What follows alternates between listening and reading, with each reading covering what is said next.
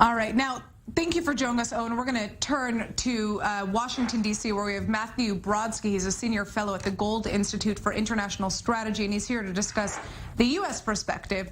So what are Blinken's true objectives in visiting the region? Obviously, we heard from Owen, but, what is really at the top of the list here? But the top of the list is the United States and the Biden administration really wants to look like it's involved in this. You can tell involved in the ceasefire, involved diplomatically, whether it is or not. I mean, Owen was absolutely correct in his assessment. The difference is you can see with what Blinken was saying from the podium that the ceasefire came about because of very strong American intervention and discussions. Like, really, this was an Egyptian proposal.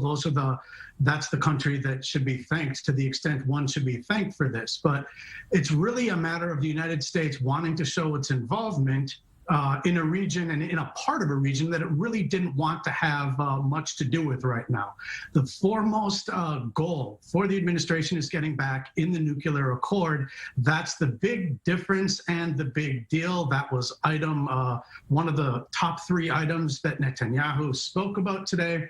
Wasn't brought up by Blinken at all for the press. Now, the U.S. is planning to announce a significant contribution to rehabilitating the Gaza Strip, but what efforts are actually being made to ensure that this aid doesn't go straight into Hamas's hands once again, instead of actually helping those who are in need? Right. That's the key part, and that's the problem. Money that is sent to Gaza will end up helping Hamas. Money is fungible to the same extent that during the nuclear accord in 2015, the same thing was said, that billions of dollars released to the regime in Iran will be used for terrorism, even if it's hoped that it would be used to build bridges and roads and infrastructure. So any money that is given to Hamas or to Gaza is essentially going to be used to some extent, maybe to a very large extent, for terrorism. That's a game I don't think the United States should really be involved in. And again, the United States wants to keep the conflict at a lower level. Then reinstating the funding for UNRWA is an organization from the UN for Palestinian refugees that actually perpetuates the conflict rather than contributes to its solution.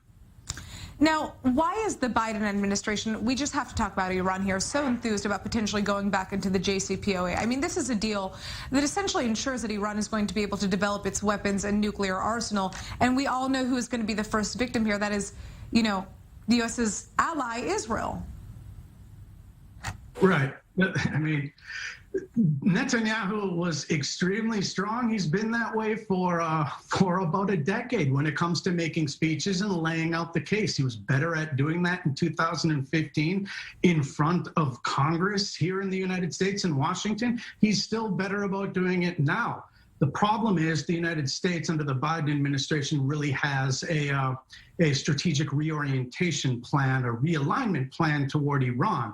The belief that if you give money to Iran, the regime, it will moderate its behavior in much the same way that if the United States is going to start helping reconstruct Gaza, that's going to moderate Hamas's behavior. Unfortunately, reality has already proven otherwise, and it's quite clear that Netanyahu has been making clear that Israel is not going to be bound by any agreements that the United States enters into with Iran over its nuclear program, because he correctly points out it's going to actually guarantee that Iran has an industrial-sized nuclear weapon in just a few years. I mean, you don't have to be a genius to see that happening, but all right, this is an issue we can go on about for hours. Unfortunately, we are out right now for a short break, but when we get back, thank you, Matthew, for joining us.